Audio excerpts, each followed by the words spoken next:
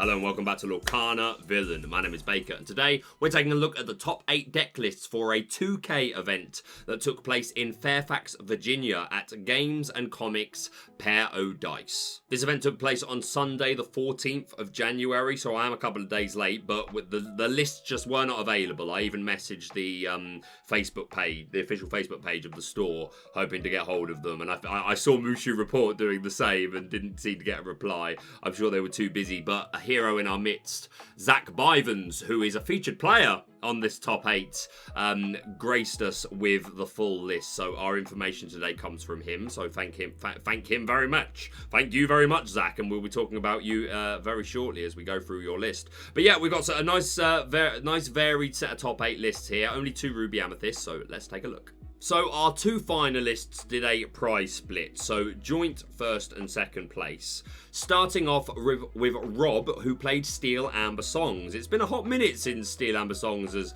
had a dub. It's still been popping up in most top 8s, but not like typically only 1 or 2 lists. So fallen off as of late, I think more to do with just like having less pilots. To be honest, there's just been a lot of other decks that have been performing well and people have been glad to try out new things or just do the tried and tested tier 0 deck, Ruby Amethyst. But Steel Amber Songs are coming in strong here. So let's take a look. We've got 4 copies of Cinderella Ballroom Sensation with that Singer 3, meaning she can nice and easily sing Let the Storm Rage On or Strength of a Raging Fire or even the World's Greatest Criminal Mind on turn 2. Not that that would ever be a thing, but commonly you want to put this down turn 1, and if they aren't respond with a 1-drop which has a 2 willpower or less, then immediately we take it off the field with Let the Storm Rage On and we draw ourselves a card. And of course she can also shift into one of the 3 copies of Cinderella Stout Hearted that we see. 5/5 stat line, quest for 3, shift 5, resist 2, which in itself is fantastic, and the Singing Sword. Whenever you play a song,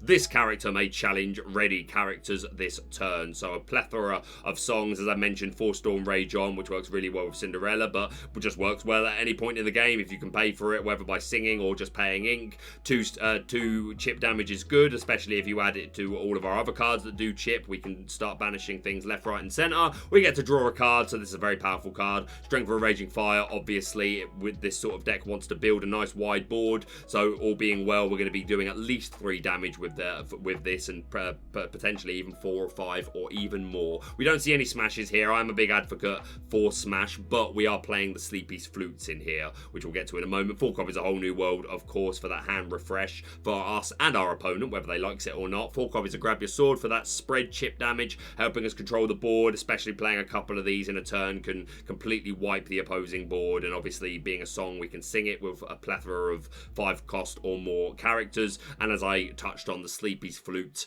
2 cost uninkable, a silly song. If you played a song this turn, gain 1 lore. So we've got lots of songs here that are going to work with Cinderella Stout Hearted. They're going to be searchable with our Ariel Spectacular Singer, who has Singer 5, so she can sing Whole New World and Grab Your Swords on the cheap. And her musical debut, when you play this character, look at the top 4 cards of your deck. You may reveal a song that you find and put it into your hand. Put the rest of the cards at the bottom of your deck in any order. So lots of cards here that are going to work well together with songs. And if we are singing songs, then we are tilting our flute and gaining lore at the same time. Also, of course, the World's Greatest Criminal Mind is another song. Not something that you see as much at the moment, because there's not many active targets for the World's Greatest Criminal Mind. Really, against Ruby Amethyst, it can hit the Mauis, fine. It can hit the Maleficents, but even then, you're not assured to see 4 counts of Maleficents in Ruby Amethyst decks at the moment. You will 50% of the time, but sometimes you're seeing 0 to 2 or 3, and even then it is situational. But at least against Ruby Amethyst, they also have that. There's a couple of viable targets that you might want to remove with this, and then basically it's opposing Cinderella Stout Hearted. You could also make a case for Hercules, but no one's playing Hercules. Although we looked at Hercules in the top 32 of the Beauty and the Beast online tournament, the 288 person tournament. Again, top 32, but I just, for some reason, that immediately came to mind. Well, Hercules did kind of perform well recently, but you don't generally see him. So not a lot of targets for the world's greatest criminal mind, but it's inkable. You're going to feel a little bit better in the mirror for those opposing Stout-Hearted, and again, it is a song. Going back, we've got the 4/4 line of Stitch New Dog and Rockstar Stitch, with them adoring fans. Whenever you play a character with cost 2 or less, you may exert them to draw a card. Quest for 3, 3/5 stat line is respectable. Shift 4 onto our baby Stitch, and we have, of course, the Cinderellas, the Stitches, the Tianas, and the Simbas as adoring fans. So lots of targets for this. Speaking of those adoring fans, we've got Tiana, who is a 1-drop, 1/3 stat line. You're going to be able to, if you don't get down Cinderella or Stitch turn 1, like all being, we should always have a turn 1 drop. And Tiana can just cheat out some early lore. That 3 willpower keeps her out of range of opposing Let the Storm Rage On and Teeth and Ambitions from Ruby decks. So, yep, you'd love to see it. 4 copies of Simba with that bodyguard ability, especially early game, going to help us to protect the Stitch before we and the Cinderella before we shift onto them with our Floodborns, protect the Ariel. Later on in the game, if we're playing it next to Beast, we can quest with Beast and feel a little bit safer about it, because obviously we don't want to turn off his ability to draw us multiple cards. So Simba's going to have lots of utility at lots of points in the game. We touched on Ariel, 2 copies of Benja with that 2/3 stat line, 3 cost inkable, and we have a choice. When you play this character, you may banish chosen item. Questing for 2 is also pretty good, but yeah, items big part of this meta. The Sleepy's Flutes in Ruby Amethyst, you're seeing the Sorcerer's Spellbooks, and a couple of lanterns, and a couple of other things that escape me in this moment, but items are a big part of our meta, so respecting it. 2 copies of Tiny Tactician Tinkerbell. Glad to see her making her way back into more lists. Like, she fell off at the beginning of format, but I think she's too good, and being able to shift into Tinkerbell turn 4, or even just past turn 4, being able to like play your Floodborn and immediately challenge is really strong, and the only way you can do that is by shifting. So good to see a count of those here. Beast, one of the most powerful cards in the game. Shift 3 is irrelevant because we're not running a baby. 5 cost inkable, 3/5 stat line, 5 cost being relevant because we can sing A Whole New World and grab your swords, and the It's Better This Way ability at the start of your turn. If this character has no damage, draw a card, otherwise he gets +4 strength this turn. So if you are damaged, then having 7 strength, there are worse things to have. That takes out most of the meta. Most of it, but yeah, most of the time we want to keep our beast nice and healthy so that we're drawing 2 cards at the beginning of our turn as opposed to the normal 1, which can really refresh us. It means we don't have to be all in on A Whole New World. So yeah, Beast, fantastic card. We talked about Stitch, Tinkerbell we touched on, Rock the Boat, putting spread 1 sprinkle damage on everything on the opposing board, and the Puny Pirate, if we banish something, then we can do 2 damage to another character. So lots of cards that do, like Tinkerbell, 2 ways of doing chip damage. We've got Storm Rage On, we've got Strength of Raging Fire, we've got Grab Your Swords. This all adds up and helps us to control the board. We talked about Cinderella and we talked about all of the songs. So yeah, a really clean looking Steel Amber songs list, and it's nice to see it take it didn't win, it was top 2, but still, it's nice to see you in the finals against Steel Amber songs because you are still a very good deck. So yeah, congratulations to Rob. And our other finalist, we have David with some Amethyst Steel, another deck that is rising in popularity, and I'm a big fan of this. I still haven't found the time to try it, but I need to make it happen. So let's have a look. We got 4 1-drops in the form of Olaf with that 1/3 stat line, keeping him under things like Storm Rage On and Teeth and Ambitions. And of course, we always want a 1-drop when we're playing these purple bounce cards in the form of 4 Madam Mim Snake, 4 Madam Mim Fox. So food for them straight away is our Olaf, and you can get out some cheeky questing right at the beginning of the game. In the vein of the bounce stuff, we've also got the 4 Goat, gaining us lore when he enters and exits play. 4 copies of Rabbit, who will draw us a card when he enters and exits play. So lots of bounce stuff going on here. We've also got 4 copies of Blue Fairy, rewarding good deeds. 2 cost inkable, 1/1 stat line, evasive, which is relevant if they don't have their if we're not playing against Steel, or Ruby can have Teeth and Ambitions, but they're not all playing Teeth and Ambitions, and they might not have them by the time you get down the Blue Fairy, even though it's a 2-drop. But I mean, if you play it later. But my point being, if they don't have those chip cards, then, or anything evasive, then you can get away with getting some good quests off here. But the primary purpose of Blue Fairy is the ethereal glow. Whenever you play a Floodborn character, you may draw a card. So in the form of Floodborns, we got 4 copies of Beast, who we just talked about, 3 copies of Yzma, scary beyond all reason, 6 cost inkable, 4/4 stat line, Cruel Irony. When you play this character, shuffle another chosen character card into their player's deck. That player draws 2 cards. So we can either immediately remove a threat from the opponent's board if we really need to. Obviously, we don't want them drawing cards, but sometimes just removing a threat is just good enough to warrant it, or we can just return our own cards, our Olafs or anything, just to put them back in our deck and let us draw 2 cards. And of course, if we're bouncing back our things like Goat and Rabbit,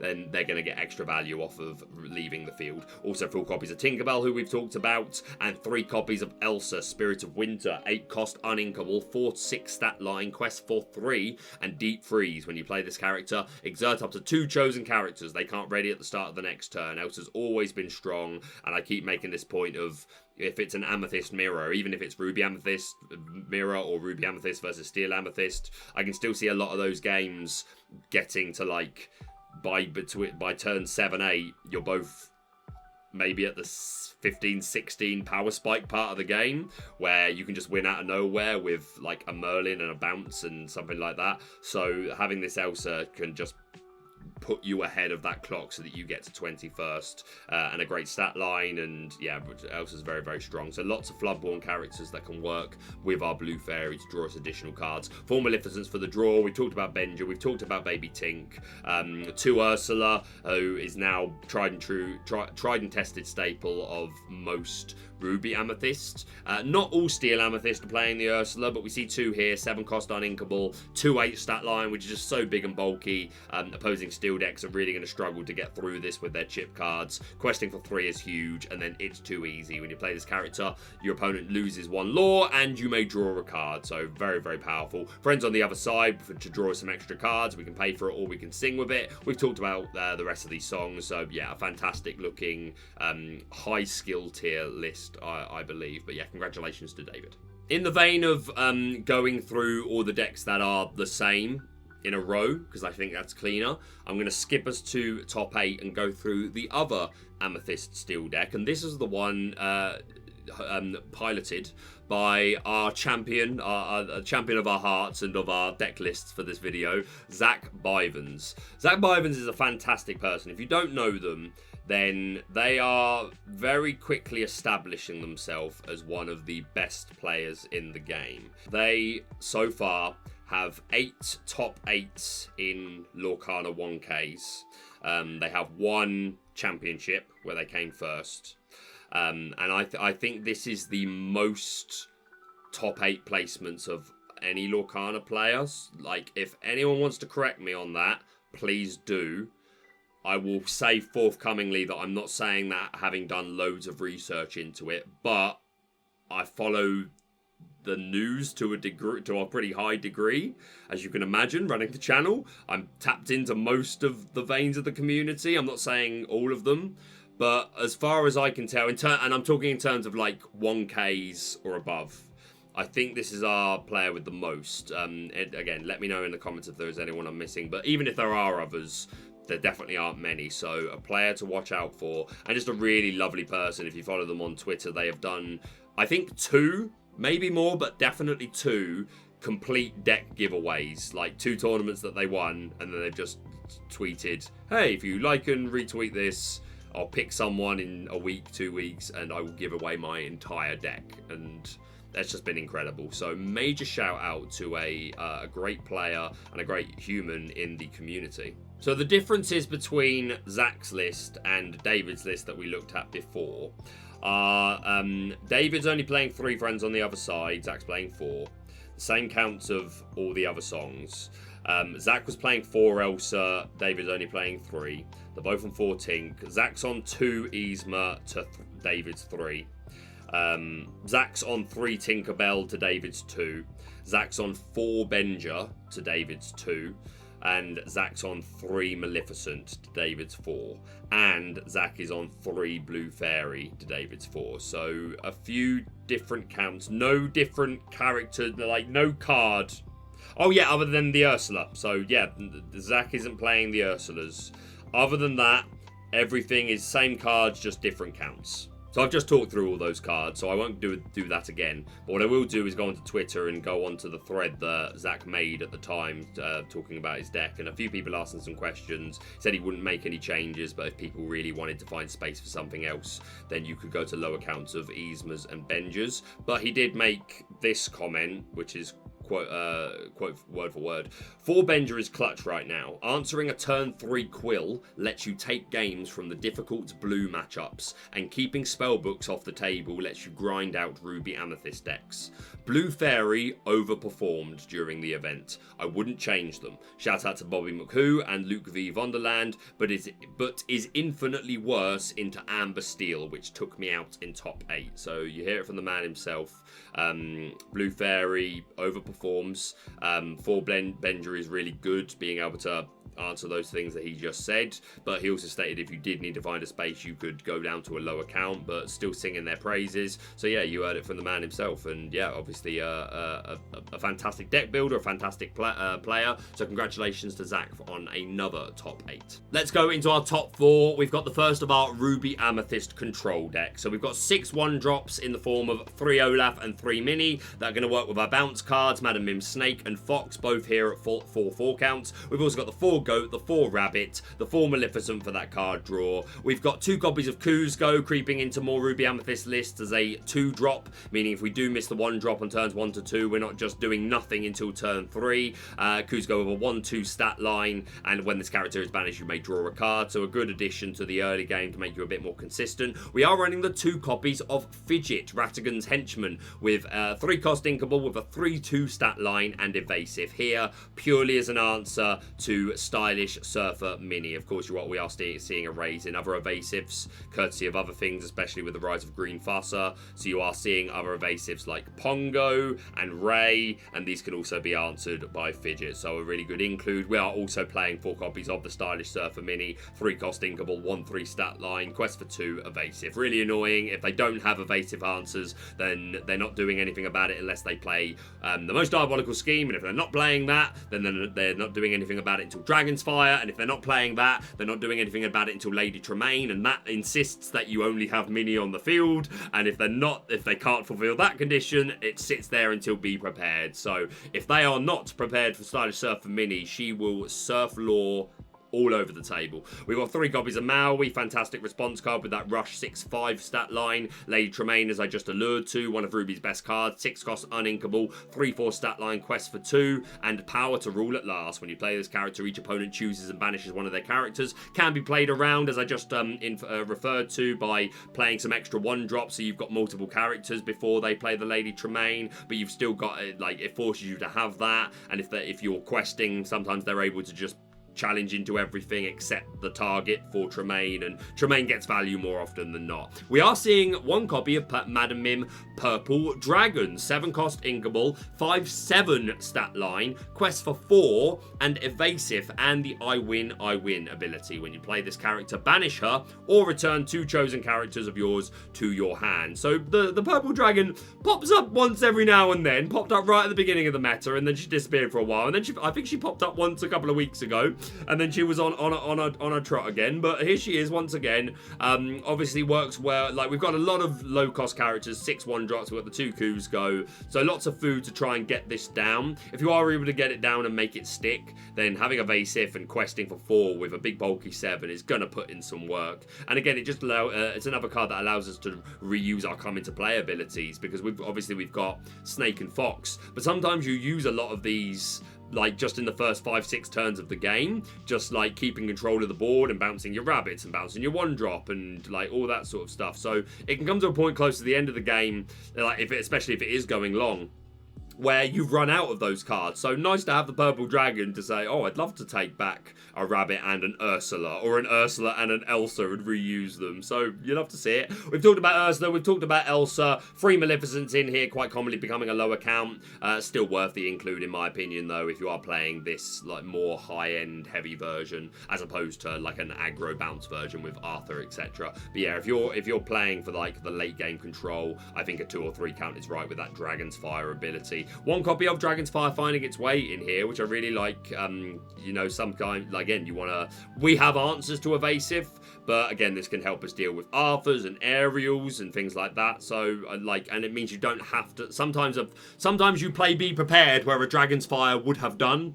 So I do like the include. 3 Teeth and Ambitions, really good against aggro, good against a lot of the things Steel Amber Songs wants to put down. 4 Friends and 4 Be Prepared, the big booty card itself. So yeah, congratulations to Michael on a top 4 finish, should I say. Ruby Amethyst. It's nice to see the purple dragon in here, but yeah, Ruby Amethyst still very good. But nice to see, like, again, bit of difference. The purple dragon and yeah, the fidget popping up again. And I'm liking the Kuzco more and more. So yeah, congratulations to Michael. I actually missed that there was another Steel Amber songs in this list, otherwise I would have gone through this list earlier, but nonetheless, in top 4, we've got Samuel with some Steel Amber songs, a slightly different variant though. We've talked about Cinderella's, we've talked about the Stitch, we're also seeing the Knight in Training Cinderella here, 2-cost inkable, 2/2 stat line, and have courage. When you play this character, you may draw a card and then choose and discard a card. So again, another target for our stout-hearted Cinderella to shift onto, but also helps us dig for the certain pieces we need. Ariel here in that vein to sing songs and help us find those songs. We're also seeing Doc with that 3-cost inkable, 2/3 stat line, quest for 2, and share alike. Whenever this character quests, you pay 1 ink less for the next character you play this turn. So if you get this down turn 3, then you open up yourself up to a turn 4 beast, or just being able to just stretch our ink a bit further if we want to play a cheap character and play Sleepy's Flute, and then maybe even pay for a cheap one like Zero to Hero or something like that. It just allows you to extend your ink that little bit further. So I like Doc. We talked about Benja respecting the meta. Rapunzel in this list, wasn't in the other list,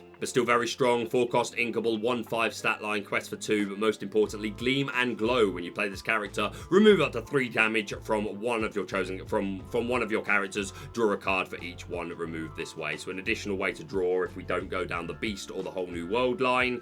We've talked about most of these songs. Sleepy's Flute in here. We're also seeing the one Ursula's Shell Necklace popping up as a tech. Again, not for the first time, but still a rarity, but putting in some work. 3-cost uninkable item, and now sing.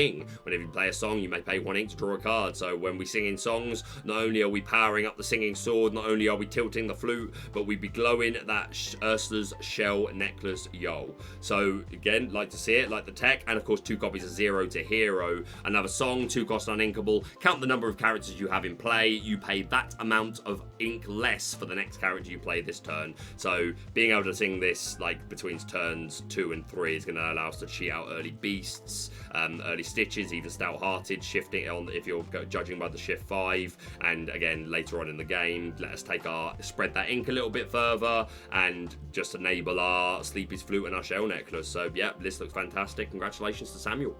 I've broken my pattern already of looking at all the ink colours in a row. Let me off. Right, here we go. Top 8, another Ruby Amethyst deck. We got Scott.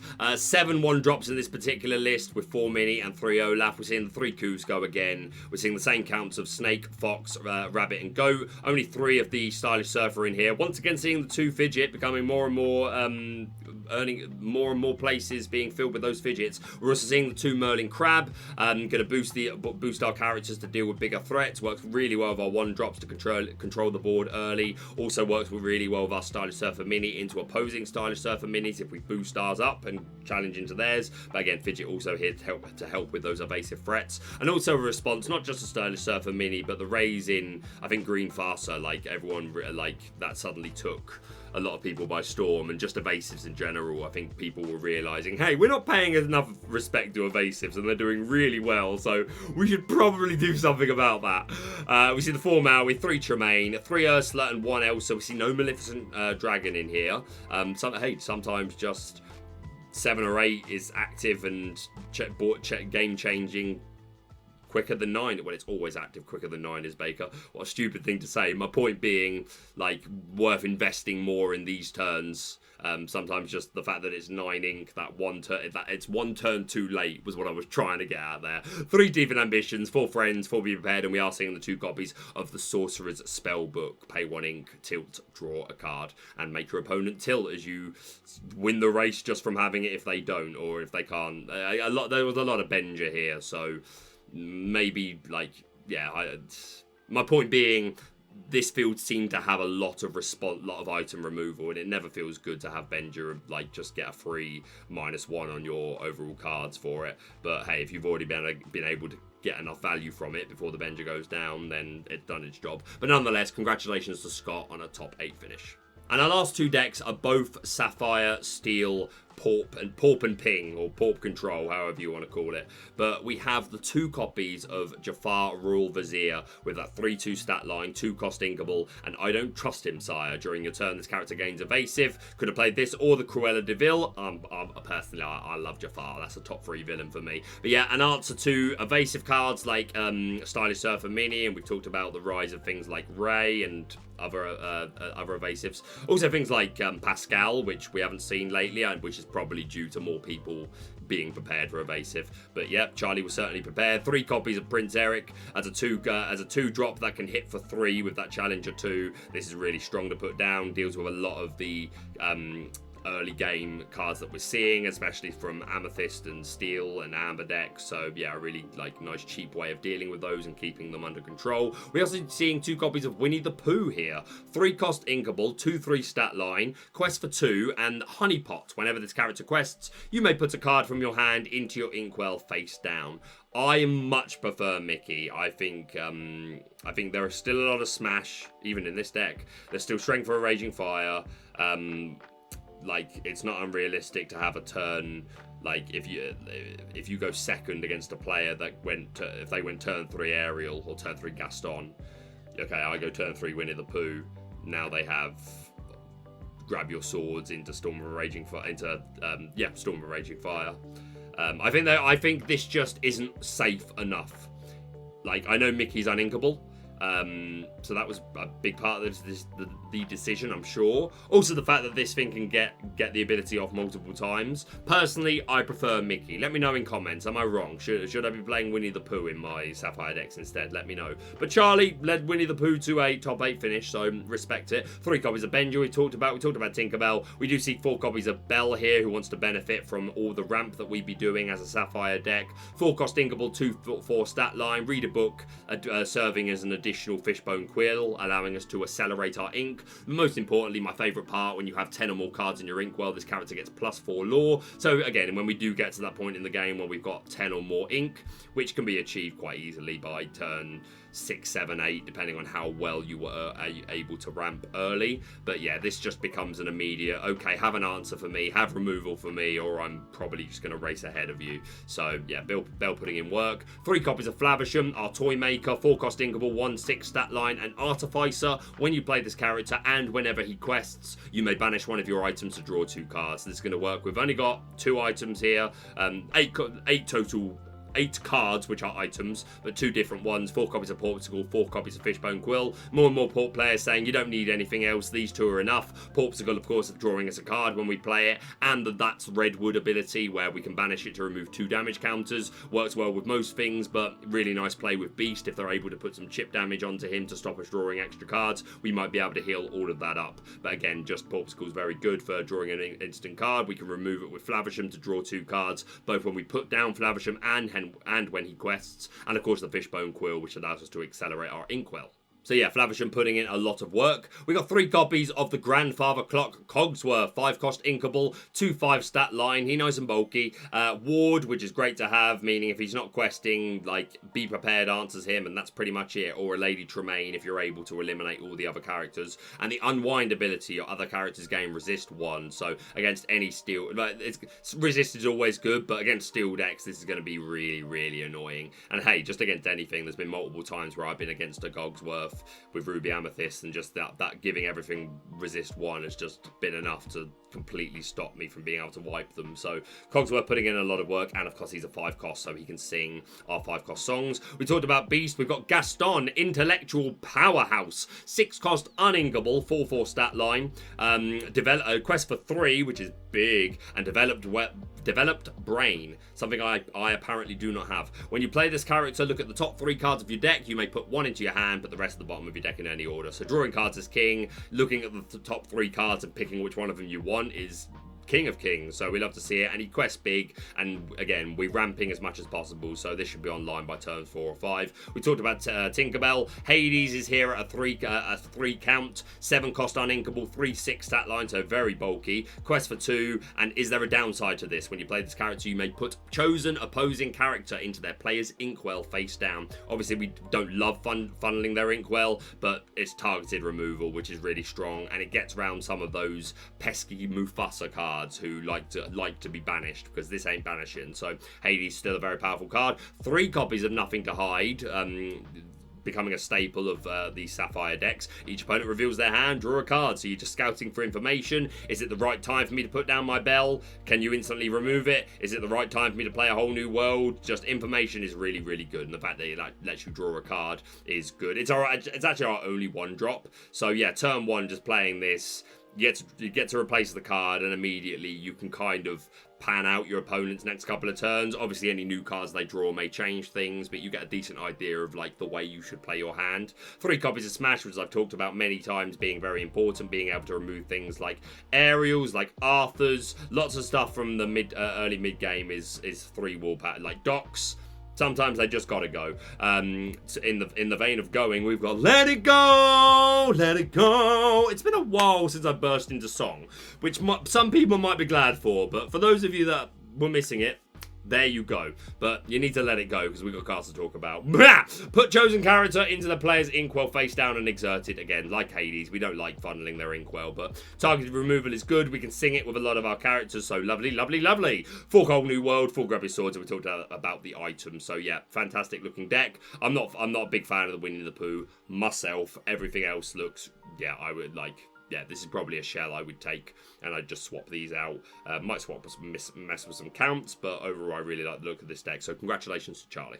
And finally, the other Sapphire Steel deck, we've got Nathaniel. Some differences here. We're playing 3 copies of Captain Hook, Forceful Duelist, who becomes a 3-2 with that Challenger 2. So again, hitting for 3 is really strong, and it can be our 1-drop. We're not playing Nothing to Hide in this list. We're playing the Jafar again as our only 2-drop. No Eric in here. We are playing 4 copies of Judy Hopps. When you play this character, you may banish chosen item. Its player draws a card. So you can banish your own items, which we are playing a higher count of. But I think having this and being able to answer opposing, again, Freshbone Quills, Sorcerer's Spellbooks, all the items that we've talked about, the flute, all the good items, being able to remove them. Yes, they draw a card, but sometimes we don't care. Flavisham we've talked about. Nick Wilde, 4-cost Inkable, 2/4 stat line, quest for 2, and it's called a hustle. When you play this character, you may return an item card named Pawpsicle from your discard to your hand. So we can keep reusing this Pawpsicle, keep removing it with Flavisham, just have a nice little draw engine going on. We've also got 2 copies of the Dreadnought Jafar. It's worth playing the Royal Vizier to be able to deal with evasive things, and hey, why not play the entire package, because he can shift 2, so we can play this as early as turn 3, and just even after turn 3, being able to come in out of nowhere. Insert Randy Orton meme, probably. But 3/4 stat line is pretty good, meaning that we are hitting a lot of those things that we've talked about, having 3 willpower, having 4 willpower ourselves means we often survive the hit. And now where were we? I always have to do that one in character. During your turn, whenever this character banishes another character in a challenge, you may draw a card. Drawing cards as king, if you didn't know. 3 Cogsworth, Beast, we've talked about Tink, Hades. We are running 3 copies of Tamatoa, 8-cost Inkable, 5/8 stat line, and 2 abilities. What have we here? When you play this character and when he quests, you may return an item card from your discard to your hand, so recycling those items. And Glam, when this character gets +1 lore for each item you have in play. So this is the variant that is playing a higher item count. In that vein, one of our items is Maurice's Workshop, 3-cost uninkable, and looking for this. Whenever you play another item, you may pay 1 ink to draw a card. So this deck can really, when that engine gets going, they are going to have all the cards that ever did cards. So yeah, like I've seen this deck work really well. Nice to see it pull out a top 8. So yeah, congratulations to Nathaniel. And that is it from me for now for the top 8 deck list. This is definitely overrun, so I'm gonna wrap this up. But I hope you enjoyed it. Hit the like button to show your support. Subscribe if you're brand new, and we'll see you soon.